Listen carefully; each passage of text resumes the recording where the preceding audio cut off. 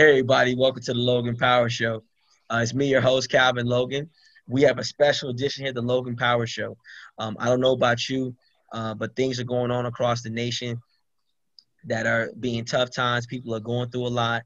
But we got to talk about testimonies. People have been through a lot. I know things where people have had their trials and testimonies. You never get to hear all that what they've been through, what God has brought them through. You don't hear that all the time.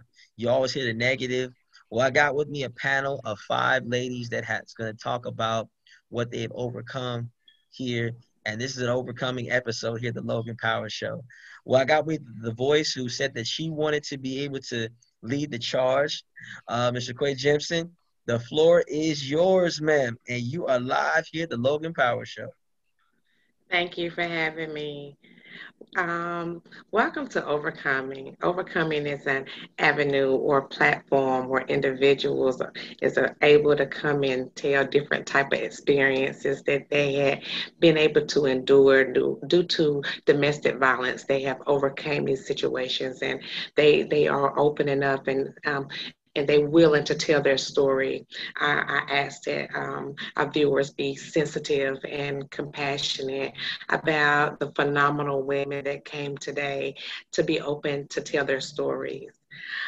Today I'll start with that icebreaker to tell my story of domestic violence. I had my own personal experience with being a domestic violence victim. I never understood the pros and the cons of it. I never knew what it was like until I experienced it for my own personal life. I was in a relationship with a guy, and God had showed me all the signs. Everything was right there in front of me, and yet I paid it no attention. I acted as if, oh, it just won't happen to me. Oh, even though it might have happened to her, I just thought it just would never happen to me. I was one of the ones that was just naive to the cause, to think that, something so tragic and so big would happen to just little old me. But it did. The guy tried to literally take me out of here. I tried to fight back, and the more I fought back, the harder he become hitting me in my face. The blows kept coming to my face to where I was just knocked out. I just remember just blanking out. I don't know how long I was out, but I do remember my son coming to me and telling me, "Ma, something just made him come home and check on me." After that incident, it just took me through a state of depression. I didn't want to open up. I didn't want to communicate. I didn't want to do anything. I was just isolated. At that time, I just knew that I didn't have a point of living. I didn't have a purpose of continue to go forward. I stayed in that state of mind for about 3.5 months. Within those 3.5 months, I lost weight. My hair was falling out. My everything was just off balance. Everything was just out of whack. And I knew I had to get it together. And I didn't know how. But God told me that if I took one step, He would take two. And I trust that. So as the days continued to go, I just learned how to take one step at a time, one day at a time. No, it wasn't easy. No, it wasn't something that I would ever wish upon anyone in any type of domestic violence, whether it's verbal, whether it's whether it's verbal, whether it's emotional, whether it's physical. Any type of abuse it's not tolerated. And we as women has been able to go through these type situations and still be able to overcome to tell the next one about how valuable they are. So today we got a panel of phenomenal women that's willing to tell their story and some of the experiences that they had endured and how they was able to overcome those obstacles. So today we're going to start with Miss PJ Parker. PJ. Thanks so much for letting me be part of this wonderful panel. See some amazing women here who are going to be sharing stories that probably will make you cry. They'll probably make your gut clench, or you may go, you know what, I have the same story as well. I think my situation is unique because I didn't suffer any sort of physical abuse, but I have been the recipient of emotional abuse. And it wasn't until I finally put my foot down and said, I'm not going to deal with it anymore, that things started to change. In my situation, it came to the point where I have been dealing with it for so long that you just keep dealing with it. You're not even aware that you have these hang-ups about yourself till you break from the pattern. And the way I broke from the pattern was to separate. And when I broke from that pattern, I was by myself for a long time. And one of the things I had grown up with was that whatever happens in this house, in this house. So I was ashamed to tell people that, hey, I'm dealing with this in my life. Now, for some women, they go back. But for me, I had started to learn how to live on my own. And that was a huge eye-opener into who I am as a woman. And during that time while I was alone, I had the Lord to depend on. And he became the one who made me feel better about myself, who got rid of the stuff that was in my head, who got rid of the negativity and all the ugliness that was there. And also in my situation, which is maybe unique, is that the person who I love the most, we were able to come back together and reconcile to each other. And not everyone who has been in a situation of abuse has that opportunity. In my situation, he knew that he was wrong. We were separated for a really long time. Well, for us, a really long time for us. We were separated and we were in a position where we had to be very reflective about our behavior in our relationship. And that's difficult because I can say, yeah, I was emotionally abused, even though I didn't realize it, because I was used to seeing abuse as someone getting hit in the face, someone beat down, not realizing that emotional abuse gets in your head. And it's in your head, it's harder for that to come out because those are scars you can't see. Those are scars you can't put a Band-Aid on. Those are scars you can't put any Neosporin on and hide it away. Those are the scars that actually affect your brain. Recently, some of you may know that there's more science coming out about emotional trauma and how emotional trauma actually affects your brain. Like it actually scars your brain. That blew me away when I started to realize that. And because of emotional trauma, your brain starts to make new pathways and new decisions. Or sometimes you keep wondering, why do I keep being with the same type of person who keeps hurting me? Why do I keep being with the same type of person that keeps doing this? It's because your brain has been scarred. And I was just blown away by that. That's why, I'm a Bible believer. So that's why when the Lord says, if any man be in a Christ, he is a new creature. He takes all that away and changes. But it was very difficult for me to even realize I have been in that way. Even for my husband, who I'm talking about, he didn't even know he was doing it. I could honestly say, and some people are like, no, he do know. No, he didn't, Park. He just bullcrap. No, he did not know because he didn't really know how to express himself any better. He just knew about the fences. And then when we started to talk, he had his own trauma that he was dealing with that he would put out on me. And so when we came back together, we had to make a lot of decisions. Tons of decisions about how are we going to go forth in this marriage, because we both believe in for better, for worse, right? We both believe in that.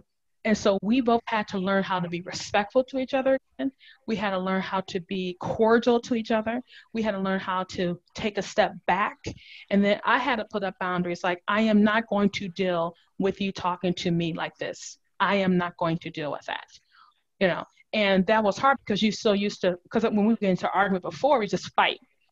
Fight would go on for like 3 hours, just hollering and screaming. The poor dog shaking her shaking, her knees are clacking, and she goes to the bathroom or whatever, And no one needs to live like that. And so now right now, as I'm speaking, we are in reconciliation. Some days are better than others. Some days are, you kind of go like, what did I do this for? I was happy when I was by myself. I didn't know how happy I was when I was by myself, but then I think, God's marriage is supposed to be God's way of showing what his love is for us, that unconditional thing. And so we are in reconciliation. So I don't have a story of, hey, we got over that hump, and no, we're in constant reconciliation. What was really powerful for me was to talk and actually admit it. That was so difficult. Like even doing this right now, I was told what Shaquia told me, I'm like, okay, I'm not going to be specific. I said I'm not going to be specific at what I was told, but I will be open. And being open about that was hard. But then you're like, okay. And I remember, if you don't mind, Calvin, me saying real quickly on my podcast, when I admitted that me and my husband had separated, to my listeners, that was a really big deal for me to even admit that, because I grew up with what happens in this house stays in this house. You don't want to air out your dirty laundry. But there was a sense of freedom knowing, okay, everything's not perfect. And that's okay. And everything's not perfect. And guess what? We are working to get back into some kind of equilibrium. So for me, the emotional, the Lord has shown us. Now, like I said, I'm being very honest. Will that light continue on to what it is? I don't know. It looks like it is right now, but it's an everyday thing. So not every woman has that story. You see what I'm saying? So I recognize how fortunate I am. Not everyone has a story where someone, where we can reconcile with someone like that. But when we found out that he has so much of his own issues that he was dealing with, and he even though he was dealing with it until he was by himself for several months, and had to just sit there and think, why am I away from my wife? You know? And so now we're growing together in this thing. Like I said, I don't know what's going to happen. I have no idea what's going to happen. But God's grace, we'll come out this better and stronger. Right. Thank you. Thank you, Ms. Parker. I thank you for your testimony. And that is another way of looking at a lot of different abuse. What's in is what's going to come out, and we have to realize that hurt people hurt people, loving people love people. And if they don't have nothing in the well to bring out, then they don't have anything positive, then 9 times out of 10, it's going to be something that's going to really affect you in a negative way. And it might not be all their fault, like you say, towards your husband. It might not be all their fault. They just don't know nothing different. And I think that when you don't know anything different, I think that's where the communication really lies at, between you and your spouse or you and your partner, to really be vulnerable and open to each other and just let each other know, how you feel, what you accept, what you don't want to accept, what's your tolerance, what makes you happy, what makes you mad. I think those are needed conversations to acknowledge who you are as an individual, what you stand for, and who you represent.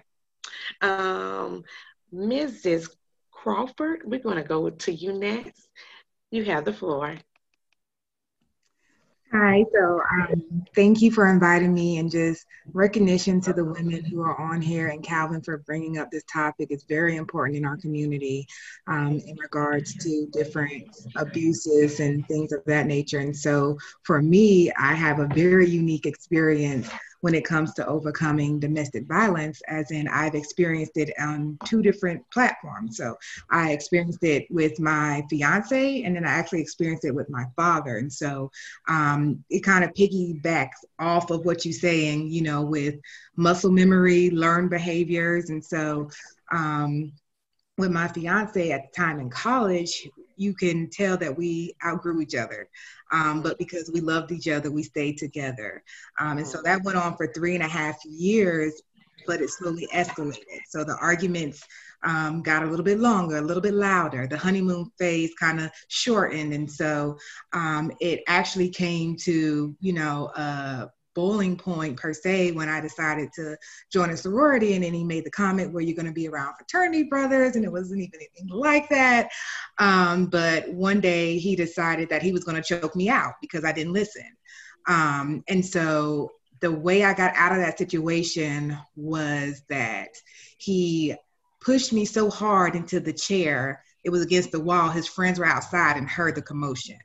And they literally had to drag him off of me. And so what hurt the most about that situation was that he came from a passive abuse.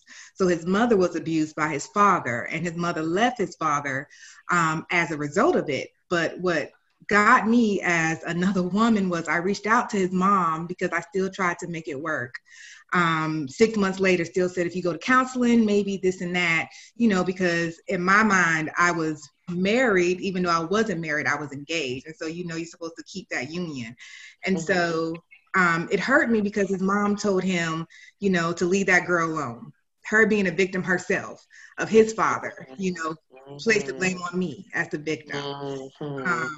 And so I think that's what hurt the most out of the situation with that. And so if you are another woman, just being sensitive to the matter because you really don't know, instead of encouraging him to change his behaviors, it's just leave her alone. So she makes you so angry that you have to put your hands on her. Wow. And then with my father, I feel like I was destined to come in that situation. So that abuse started early on. And so different things with abusers. And so how PJ talked about just past behaviors and things they carry forward. My father, he was a very unique individual. And so there were things with him growing up, signs that other individuals saw and didn't say anything. People coming forward saying that he was abusive to my grandmother and other adults in the community, and nothing happening. And so by the time he met my mother and had me, I was already destined to be abused. And that's a very scary thought process for anyone who has children or younger people in their lives, that they are born into a situation where they're set to fail. And so my father actually ended up changing his perspective. He was very kind, very gentle at first. But it wasn't until my grandmother passed, I felt like it was a trigger. And so he went into this rampage of Christianity, of heaven or hell. It became a reality to him because someone close to him had passed away for the first time in his life. And so he was determined that no one in our family was going to end up in hell. And so he started to beat the Christianity into us. And so we became homeschooled. We couldn't watch regular television. We had it, his motto was, it was a sin to show skin. And so it would be summertime and we would have turtlenecks and corduroy pants and things of that nature. If we rolled around outside, we had to have our heads down, not to view anyone else's bare skin. When he came in from picking up my mother from work, my mom worked 2 jobs. So he was disabled from the military. And so he would be at home with us all day to do whatever he wanted to us.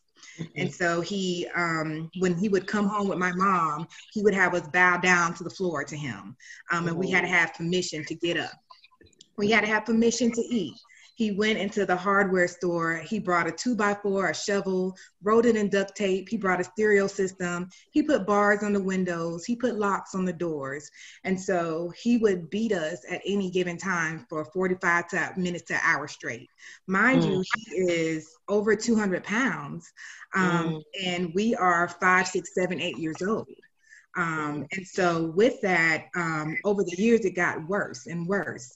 And so it finally came to an end when my sister, older sister, ended up receiving a beating for not cleaning as best as he wanted us. I don't understand how clean you want a 10-year-old to be, you know, but he decided that she was not being obedient, and so he was going to beat her again. So it was a total of 2 hours that day. So he ended up breaking the 2x4 on her. And then from there, she couldn't walk. And then from there, they took her to the hospital, and she ended up passing away.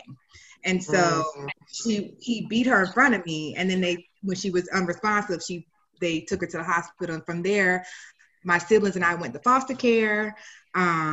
Years later, I had to testify against him because he blamed us for her death. And then even, you know, up until last year, he's still sending threats from jail, having other people contact me with messages, you know. And so for me, abuse is lifelong. It's all I know. And that's sad to say.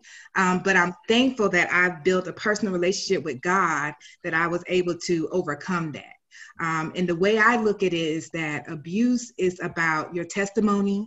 You went through it so somebody else can overcome it.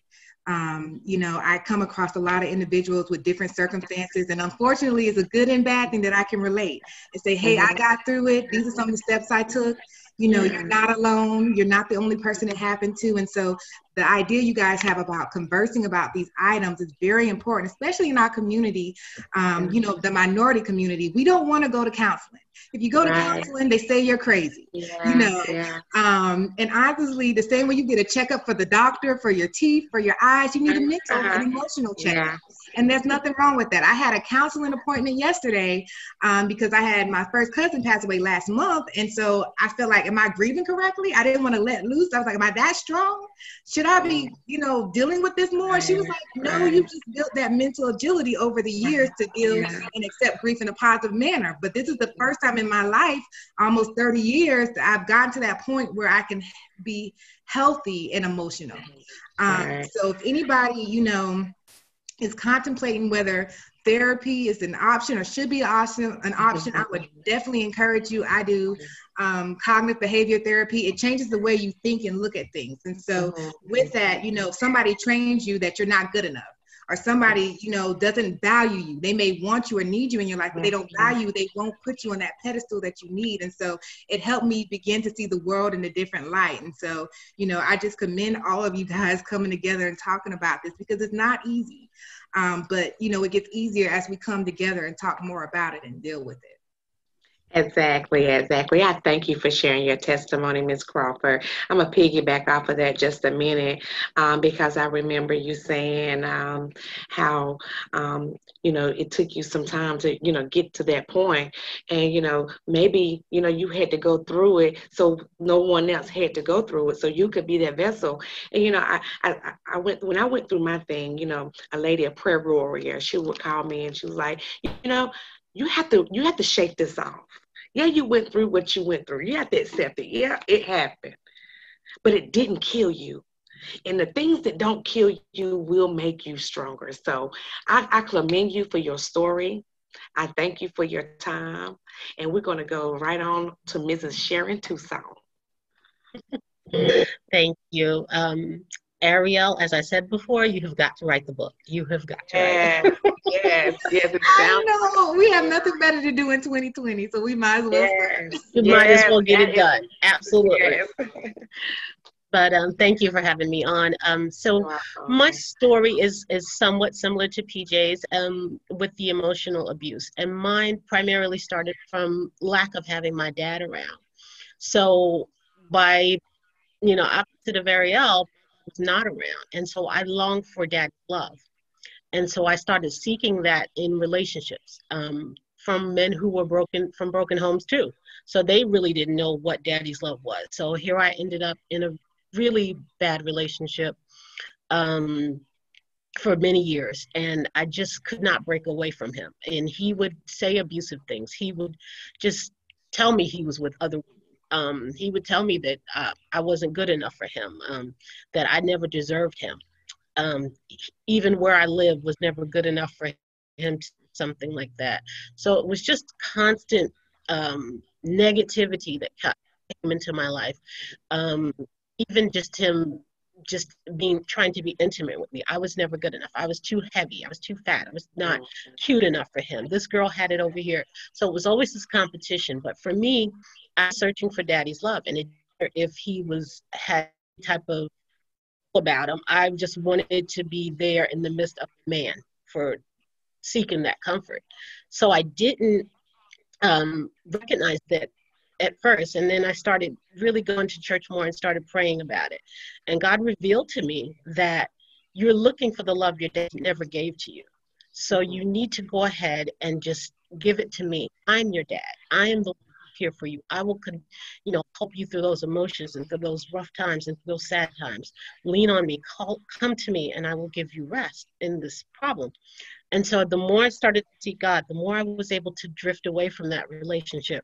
And, trust me, it was a yo-yo. There were times I'd go back and just say, oh gosh, here we go again. But eventually I was able to shake away from it. I literally had to move out of the state from Virginia to Georgia in order to really break the ties, because it was so strong that for 10 years, this was all I wanted was to try to change this man's mind and make him love me. By the same token, I had started to mend my relationship with my dad. As he got into ministry and became a pastor, his spirit started to calm, and he started to realize that maybe I wasn't there. And he became more loving to me. He became more loving to my son. And through the relationship with my son, I felt the father's love that he had. He was bitter when I wrote the book about fatherlessness, but through that, I still think he came through. He passed away 2 years ago, and we were able to amend that relationship. So it was some hurt and some pain and some struggles, but I do believe that the lack of the dad in my life and not a positive dad really led me to a poor relationship and really encouraged me to seek God as my Heavenly Father. And so even to this day, now that I'm married and everything worked out wonderfully, my husband and I have a covenant that we will seek after God and we will continue to stay bonded in His Word, because His Word comes first in our marriage, and then we love each other beyond that. So that's the importance of it, just following your Father's love and continuing to follow it. And that's what I've been doing from then on. That's great. Thank you so much, Miss Sharon, for your testimony. I know a lot of women that was raised in a single parent home where it was just solely just the mom, and they didn't have that father. And then they grew up into these women, into the women that they become, and they go out and they seek love and affection in the wrong places, just looking for the father that they never had.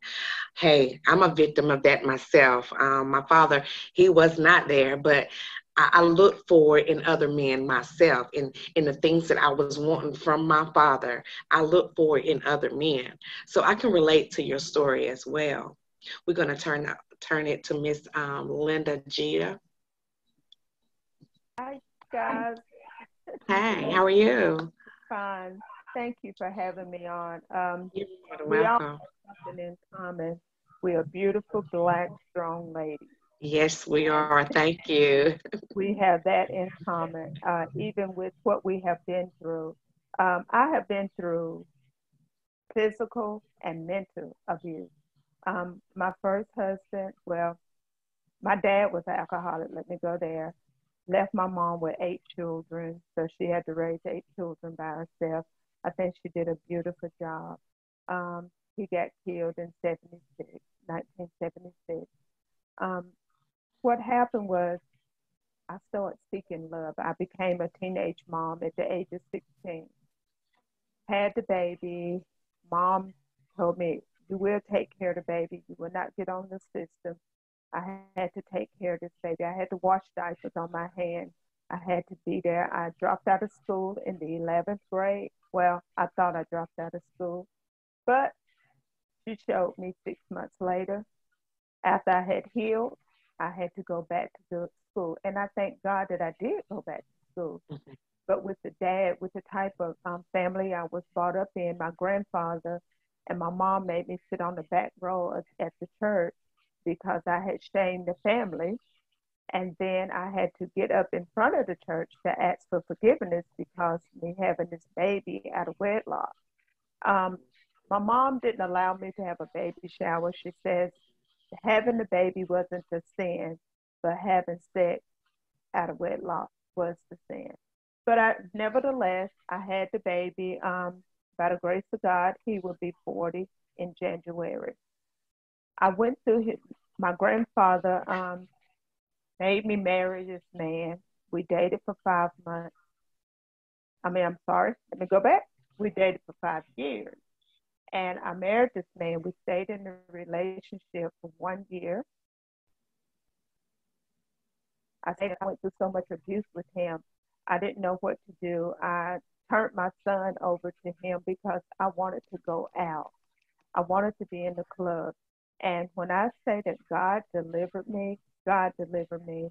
I went to the club seeking love. But what I found in the club is every man that was in the club, I slept with them. I'm being honest. Whoever I met that night, I slept with them. Not for money, but for food. I'm being honest. And so when I say God delivered me, he delivered me from whoremongering. After that, I decided at the age of 23, I didn't want that life anymore. I thank God for bringing me out. So I met my husband that I'm with now.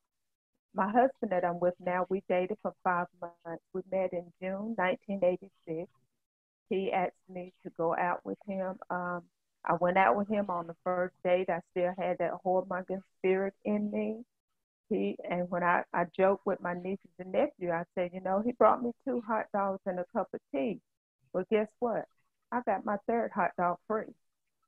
I went to bed with him that night. That's right, Sister Cole. It was right. So I got my 3rd hot dog. So I end up going to bed with him in August 19. Now, we met in June 86. August 1986, he asked me to marry him. November the 29th, I married him. November 1986, I married him. We, by the grace of God, we'll be married 34 years after dating for 5 months. So my thing is, when now I'm going into the physical abuse, my husband became addicted to crack cocaine. When I say that the husband I'm with now, he was snorting up the Duke Energy bill, he was snorting up the house payment bill, and we were living off his great job. I mean, he had a great job making good money, but I had to live off a teacher assistant's check with 2 children. He and I have 2 children together. So I was like, I can't take this anymore. So I went to people and asked them for advice. Sometimes, God takes us through spiritual seasons just like he do winter, summer, spring, and fall seasons. So through my seasons, I went through a lot. So I was asking for different advice. What should I do? What should I do? I was seeking the answer from the wrong person. I should have been consulting with God, but I consulted with my mother-in-law who said, leave him. He means you no good. I mean, when this man took me through, he took me through. My mother-in-law said, leave him, but I sit down and talk with my pastor, and he says, Linda, have you consulted with God? I thought I had. So what I did is I went through, I have these books I love to read. I read this book, and in there was a season of prayers. And I read Colossians 1, 9 through 12 for 30 days. And I wrote down 3 names. My husband's name was one of them. When I say God turned him around and delivered him from the drugs, he cleaned him up.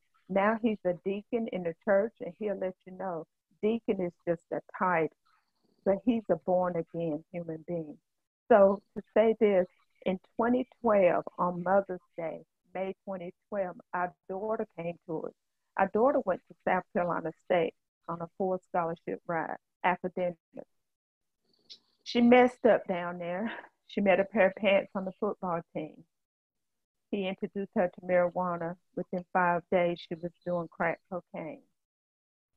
My daughter went to prison for about, she was breaking and entering motor vehicles with this guy. It took a toll on me. I'm telling you, I went from a size 16 to a size 8. But I said, God, I know you're going to make a way. She got out. She started writing bad checks. She had to go back for 3 months. But this last time, in May 2012, our daughter came to us on Mother's Day. She said, Mom, I got your Mother's Day gift. And I said, okay. She gave me a pregnancy test. She said, I'm pregnant. And I'm like, okay, here we go. My daughter had to go to court 2 days later, that Tuesday. My husband and I went with her to court. And while she was in court, they sentenced her. My daughter was facing 35 years because she violated her probation. She was facing 35, but the judge knocked it down to 10. He said, I'll put you 5 years in, 5 years probation. So she went in pregnant. We didn't see our daughter anymore into June 2012. She called me in June. She says, Mom, she said, I'm going to name the baby Twin. And I'm like, what are you saying? She said, I'm going to name the baby Twin. I said, well, why? She said, because I'm having twins. And I was like, okay, I'm just going to have to take care of this baby to keep it from going into the system. Well, my daughter ended up going into labor 3 months before her delivery. And the little girl died in the prison to say the guards, they tried to flush her down the toilet, but so much went on there. The little boy, he weighed 1 pound, 5 ounces. When I say I know God and I know what God can do, when you start praying, my that little 5 pound, 1 pound, 5 ounce baby is 8 years old. He'll be 8 in October. You might see a picture of him up here.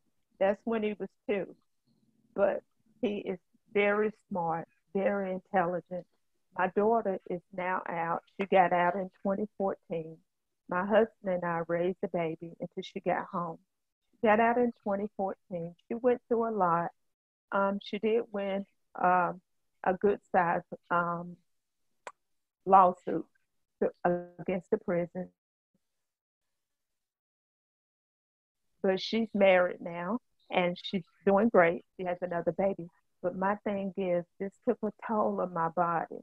But I did not take my focus off of God. I could have easily went back to being that whoremonger, but I did not. It just kept pushing me. I pushed on. And now, Sister Crawford, I am finishing up my internship as a marriage and family therapist. And hopefully in April, I will be licensed as a therapist. So I say to you guys, y'all keep pushing. We got to pray. We are some powerful women, and we got it right here. Our pink tornado does not have to be something to tear each other down. That thing there, it'll tear up something.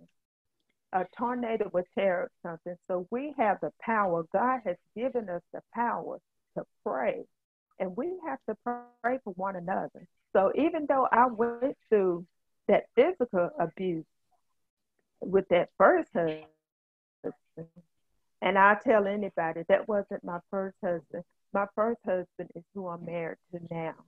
And we went through some stuff. That was a relationship that Linda put together the first time. But this, God put this together because this is the longest I have ever stayed with a man. And I'll be 57 my birthday. So I thank God for deliverance on both parts. So y'all, let's continue to lift each other up in prayer. And thank you, Brother Logan, for having us on. You guys are such enormous. You're just wonderful women. Thank you.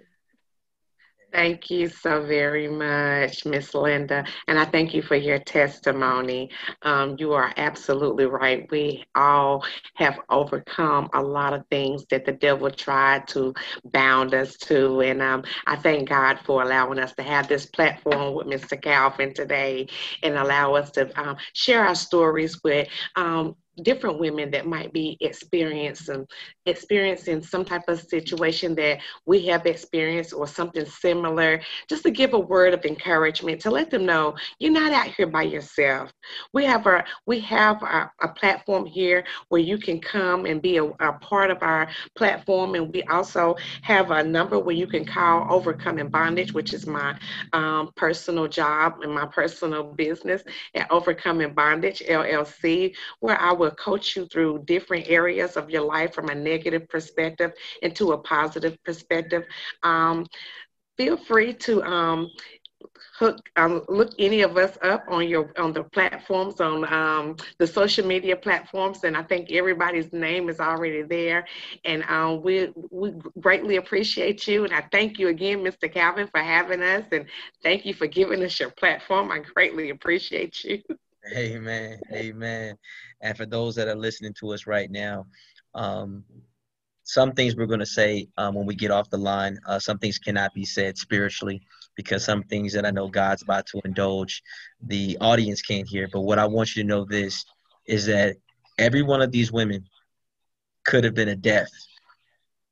You're looking at 5 women that all 5 could have died.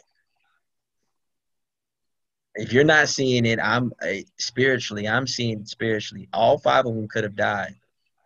But God has a way of changing the situation right for somebody's life, that you be amazed.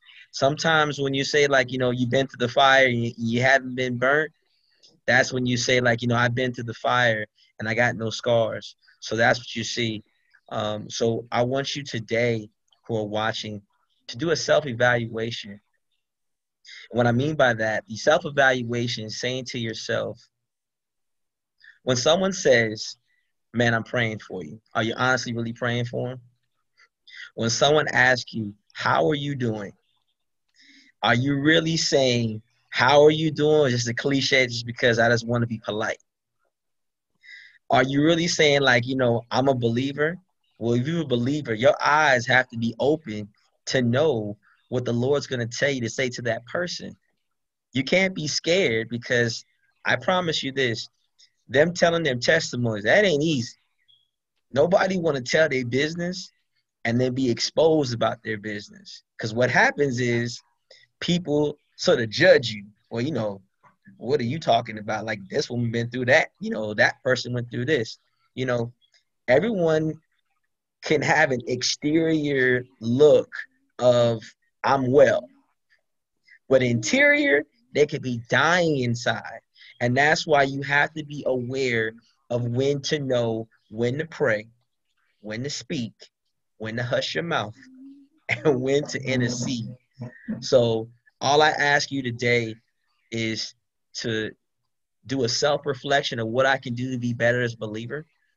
Number two, if there's a person in your life that who needs help, man, the biggest thing you can say is give them a call. If it's too enough to call, pray for them. And I'm talking about get on God's floor and you just praying. You ain't got to tell nobody. I'm just praying. Like, Father, I need change now. I'm praying for every person that I know in my spirit. I don't even have their name in my head, but Father, you know who I'm talking about. I'm speaking to that individual. So what I ask everyone today is take this time to reflect. As the world is slowing down, as its believers, we're moving forward. So I want you all to not take this time for granted. You're looking at 5 overcomers. The number 5 is grace. So the grace you're looking at in their lives will change your life. Well, hey, I know you've been shocked. I know I'm uplifted, because you don't know how good God has been. The glory is already here. You can't be excited for them. I'm leaping. I'm excited for them, because I don't know about y'all, but they've been through something. And if you ain't leaping and jumping through the screen and saying glory, hallelujah, and God did it, something wrong with you. You need to go check yourself, check your post, and say, hey, do I love somebody? Do I got love? If there's agape in me, these are testimonies, blood walking testimonies. They may not be the ones that you may be on the big screen for everyone to give a movie to hear, but I promise you, every testimony you've heard, God changed it. Hey, that's all the time I got. My name is Calvin, the Logan Power Show, nationwide, worldwide. We love you.